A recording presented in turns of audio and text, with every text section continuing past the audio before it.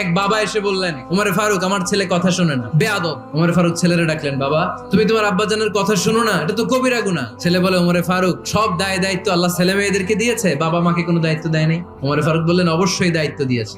তাহলে বলেন আমার বাবার দায়িত্ব কি? উনি বললেন, প্রাইমারিলি প্রথমত 3 দায়িত্ব। পৃথিবীর প্রতিটি বাবার উচিত ছেলেদের মেয়েদের জন্য ভালো মায়ের ব্যবস্থা করা। 2 নম্বরে সুন্দর তার একটা নাম রেখে দেয়া। 3 নাম্বার তার আল্লাহর কিতাব শিক্ষা দেওয়া। এবার ছেলেকে আমার আব্বা 3টার একটাও করে নাই। এবার ওমরে ফারুক রেগে গেলেন, বাবার কাঁধে ধরলেন। ছেলে বলে, আমিরুল মুমিনিন, আমার মা নর্তকী, আমার মা মাজুসি, আমার মায়ের মধ্যে কোনো আদব কাদব নাই, সুন্দরী দেখে আমার মারে বাবা বিয়ে করছে, আমার মায়ের কাছ থেকে জীবনে কিছু শিখি নাই। 2 নাম্বার সাম্মানি খানফাসা, আমার বাবা আমার নাম রেখেছে চামচিকা।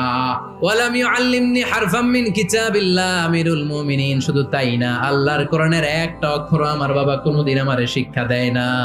ওমর ফারুক রেগে গেলেন, এবার বাপের কান্দে ধইরা মারতে শুরু করলেন। তুই ফুলার নামে